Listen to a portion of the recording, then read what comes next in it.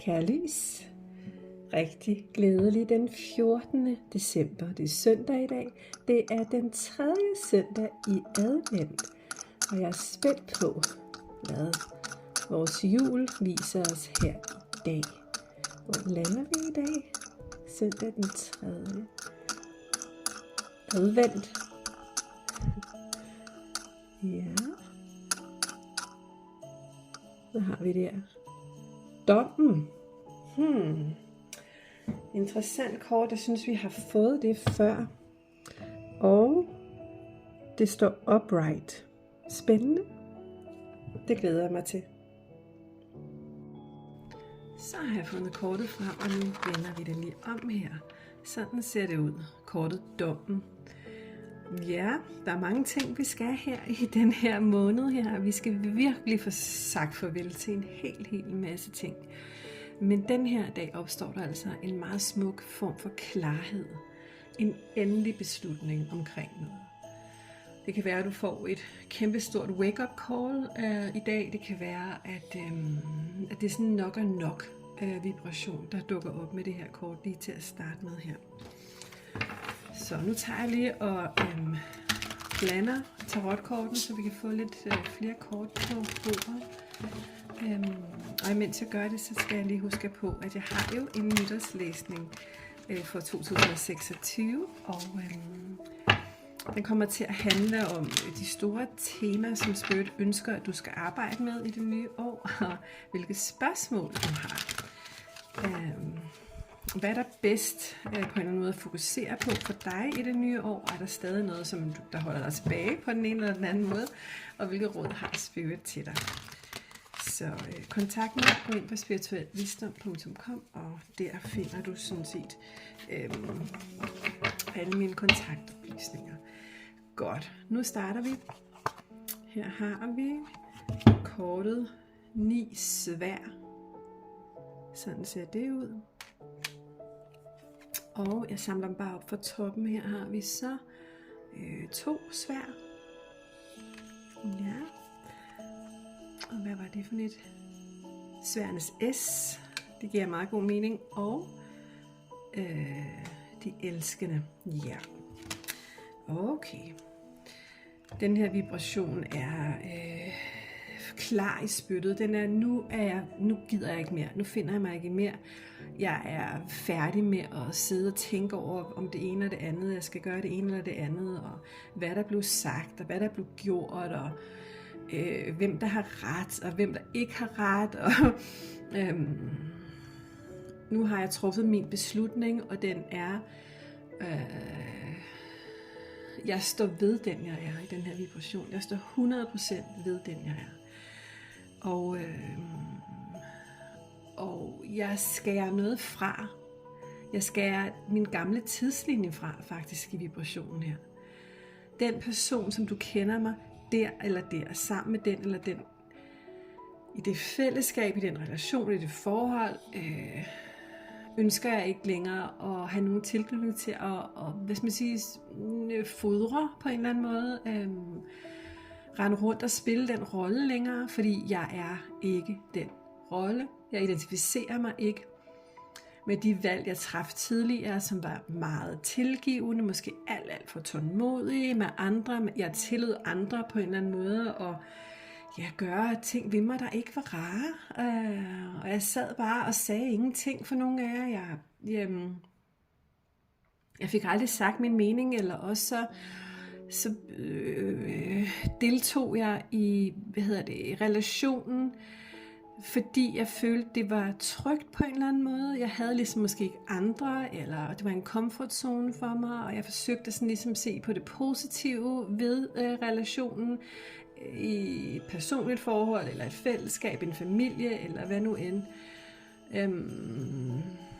Her har jeg simpelthen bare tilladt på en eller anden måde andre at misbruge mig i en hulens lang tid. Og nu er jeg færdig med det. Du er simpelthen færdig. Der bliver sat nogle kæmpe store grænser her. Jeg finder mig ikke i det der mere.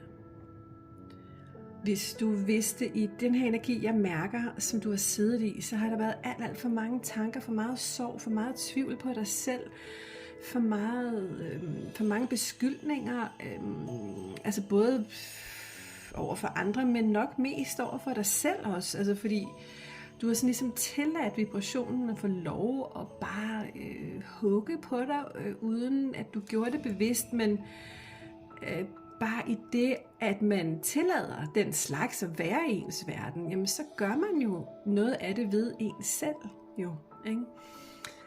Og det er det, som jeg får ind her af, dusmænd med 2 sværd har holdt våbenhvile. Du har ikke sagt noget, du har ikke gjort noget, du har i hvert fald ikke sagt, eller beskyttet eller passet godt nok på dig selv. Men nu kan det være nok, i dag kan det være nok. Fordi vi har, sværdenes S her, og sværdenes S cutter forbindelser, som vi ikke vil have i vores liv længere. Nu skal jeg starte forfra. Jeg skal på en eller anden måde operere det onde ud af mig, eller ud af mit liv, eller min vibration, eller de valg, jeg har truffet. Jeg skal ikke deltage i det længere. Det skal opereres ud. Nu er jeg mentalt 100% klar over, hvad jeg ønsker, og hvad jeg ikke ønsker. Og ikke nok med, at jeg er mentalt 100% klar i den her vibration, så får jeg altså også ind, at følelsesmæssigt, så er du nået til et punkt, hvor du også kan være med. Dine følelser har faktisk fanget beskeden nu, og dine følelser siger, nej, fandme nej, der skal jeg i hvert fald ikke være længere. Der er jeg ikke mere. Og er klar til at indgå en ny rolle. Altså en rolle, hvor at du er dybt selvsikker, dybt i fred med dig selv og dine egne valg, dine egne beslutninger, hvor at du aldrig nogensinde kunne drømme om at give dig selv eller andre skylden. Det er ligesom, du ligesom hævet dig op over det nu, i den her vibration. Det er sådan lidt, farvel og tak, jeg er færdig med det her, for sådan der er jeg ikke længere, og jeg vil ikke have det ind i mit liv længere. Jeg vil ikke have den vibration til at komme ind overhovedet i min æter længere. Så farvel og hasta la vista, pist med dig. Altså det er sådan en meget stærk, meget solid energi, der kommer ind her. De elskende kommer totalt ind som et valg, for det står jo for et valg. Det er også, hvis man siger, det står lidt for det indre bryllup i den her energi her. Det indre feminin og det indre maskulin inde i dig har et sluttet fred og har fundet ud af, hvordan de vil samarbejde fra nu af. Altså, og der er nogen, der kan få lov til at være med i den her meget, meget stærke forening, som sker inde i dig lige nu. Det er både et valg omkring, om du vælger et andet menneske til eller fra, eller en gruppe til eller fra, eller en vibration, hvor at nu skaber jeg en indre forening, som er så stærk, at der er ikke nogen, der kan vælte mig længere. Og så kan jeg sige tak, fordi du lærte mig, eller I lærte mig. Jeg er klar til at komme videre her. I den her vibration, så er det dig, der er lederen over dit eget liv. Og din kærlighed til dig selv er dyb, meget dyb. Og din styrke vokser i foreningen af dit indre feminine maskuline, som ikke længere er uvenner, eller er forvirret, eller bange for hinanden på den ene eller den anden måde. Sådan kan vi jo gå og altså have det med vores indre maskulin og feminin en gang imellem, hvor det feminine kan være lidt bange for det maskuline i os, og så videre. Men det er ligesom om, at sådan er det ikke i dag. Der bliver skabt en forening inde i dig. Og det må folk ligesom bare finde sig i. De må bare finde sig i det. Og så kan de tage ved lære i forhold til, hvad end der dukker op for dem, om det overhovedet bliver muligt for dem overhovedet at lære noget som helst, men det er ikke længere dit ansvar. Det er faktisk ikke noget, du gider blande dig i længere. Det er ikke engang noget, du gider tænke på længere. Okay? Yes. Meget smuk læsning i dag. Skønt at få dommen, når det kommer ud på den her fantastiske måde her. Så den 3. søndag i advent, det er en dag for forening. Så ja, vi er på vej igennem, de sidste ting, vi skal have cuttet ud her i den her julekalender, kan jeg godt se.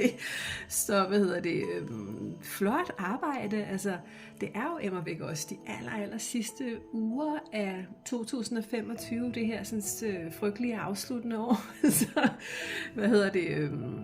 men vi har skulle igennem det, og vi kommer stærkt igennem det, fordi vi har hinanden, fordi vi lærer af hinanden, og vi er i stand til at ønske at lære af alt det, der kommer vores vej.